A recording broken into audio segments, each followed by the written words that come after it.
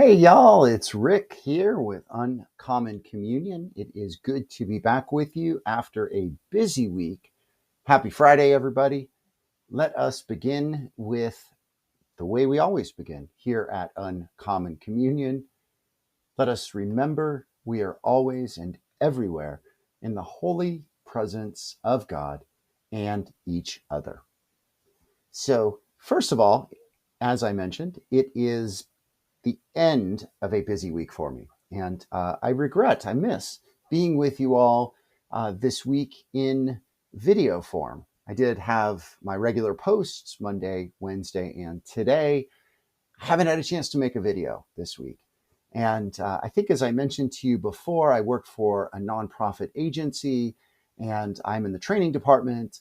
I do our two of our three crisis de escalation trainings. And the big one, which is a 3-day training, the most intense one, too, I'm on an every other week schedule. And this was my on week. So I do a training every Tuesday. And then Wednesday, Thursday, Friday of this week, I was quite busy and quite tired when I got home. So that is done. I had the largest group that I've trained, 11 of our new staff. They were great. They all did fantastic. And I'm glad it's over. So good to be back with you, though. First of all, just a little housekeeping thing. If you saw the written post today, you'll see that is today, Friday, Wear Purple for Peace. So I got my Totally Tubular Festival purple shirt. It is also Honor Our LGBTQ Elders Day. And I want to give a shout out to two elders who I have great respect and love and admiration for, Marcia and Betsy. And I know they listen, and I'm honoring you today, my friends. So I want to share with you not a surprising necessarily, yet an important place I found some hope yesterday. And as you know, in this world of our current events, it's pretty much every day is something, right? I mean, this week it was the $400 million bribe in the form of an airplane. It was Trump going to the Middle East to basically raise money for his businesses. And that was just the tip of the iceberg. Oh, yeah. On Monday, I think it was Stephen Miller, who is the most powerful person in the White House, probably the most powerful person in the country when it comes down to it. A very, very dark figure said, oh, yeah, we might suspend habeas corpus. We might, kind of just not give people their due process rights, which is 100% absolutely unconstitutional, no matter who those people are. And yet they're just kind of casually tossing that out. And from the Republican Congress, who could do something about this, it was and still is just crickets. Insert cricket sound effect here. Just kidding. I don't have a producer to do that. And I'm doing this live. So, nevertheless, it's hard to have hope these days, y'all. It really is. Yet I want to share with you again where I found some hope this week. 2 places. First place was here on Substack. I hope you are getting into Substack like I am. I know that you can get my messages. I know you can get my newsletter in ways that don't really have you interacting that directly with the Substack app or website. I hope you explore those, though, because what I am finding here are so many powerful voices, thoughtful voices, interesting voices, hopeful voices that are giving me a community. They're giving me a direction. They're giving me insight and ideas. And they're just helping me get through these dark days, these days of uncertainty, these days of crisis. And 2 of them I want to raise up in particular. One is Adam Kinzinger. You might recall that name. He was one of 2 Republican congresspeople that were on the January 6th subcommittee in the House of Representatives. I believe that was 2 summers ago. Maybe it was 3 summers ago now. Nevertheless, he was brave and bold and spoke out and spoke up. and basically got kicked out of the Republican Party, lost his seat in Congress, and he is now very active on Substack and also a very good, positive, knowledgeable voice for the pro democracy movement to defend the Constitution, to defend our rights that are in threat, that are being lost, really, not even threatened, they're being lost. And he is one of those voices. I heard him give just a really good, solid presentation yesterday, little video. I'm going to post a link to it here. And I hope you follow him if you're not already following him. There are entire networks that are being developed here. One is The Bulwark, is a favorite of mine. Really enjoy listening to the three main voices there. And the other is the Midas folks, the Midas Touch, the Midas Plus. They are also doing really, really good, courageous, bold work.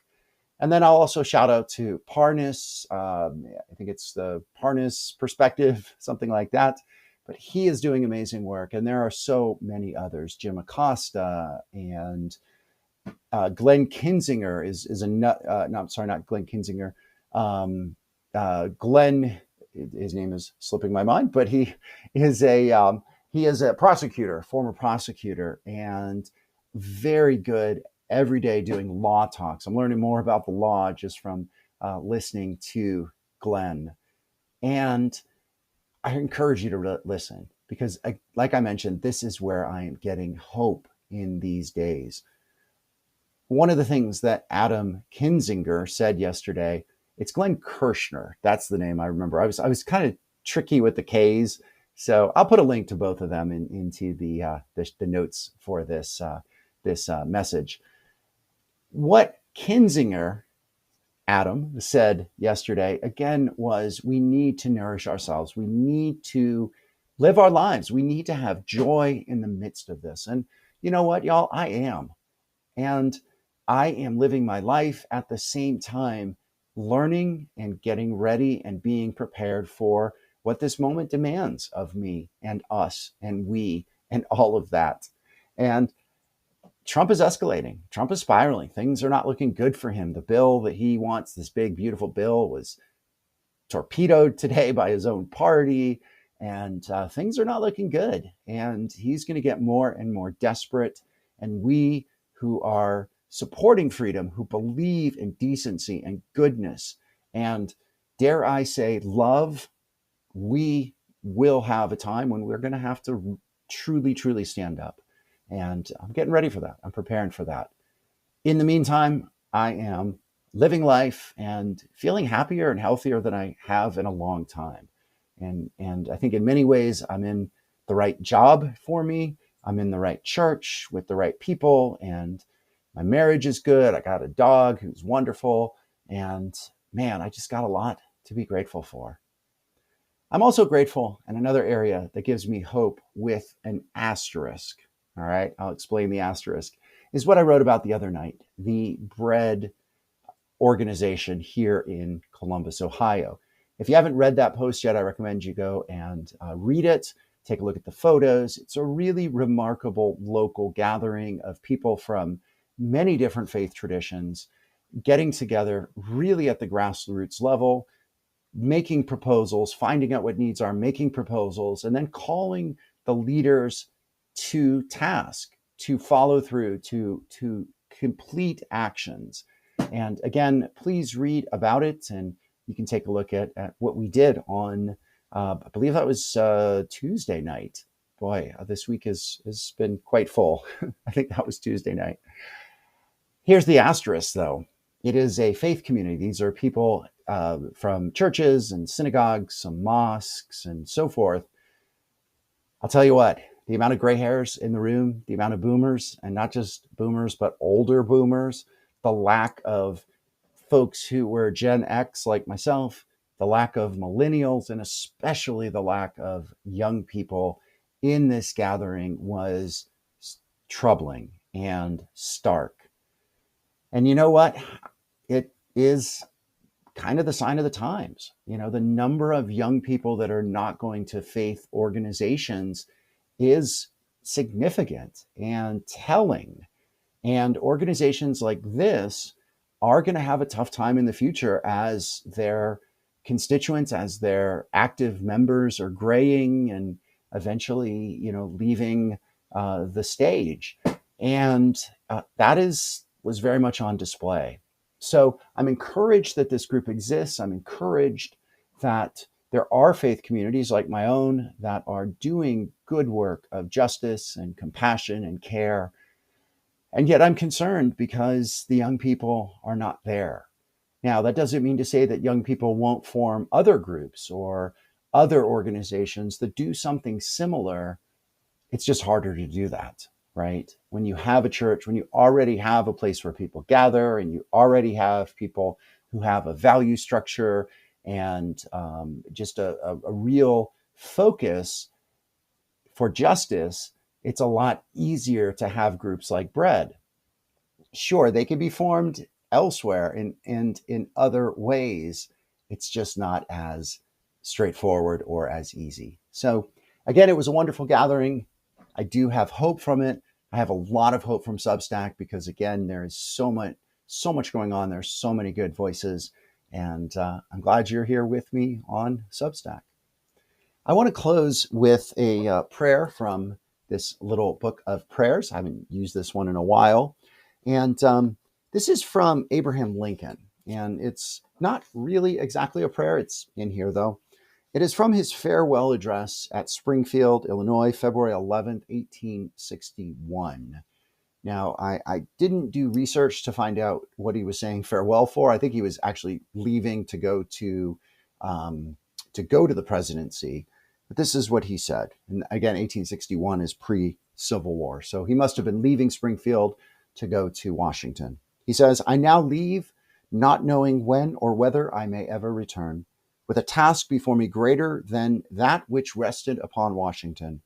Without the assistance of the divine being who ever attended him, I cannot succeed. With that assistance, I cannot fail. Trusting in him who can go with me and remain with you and be everywhere for good, let us confidently hope that all will yet be well. All will yet be well." Yeah, Lincoln. The Lincoln Project is another group that's here on Substack. Check them out as well. So may you have a good Friday. Celebrate the many things that we can celebrate today. And next week will hopefully be a quieter week for me. Hopefully I'll be back with you a little bit more frequently in video form.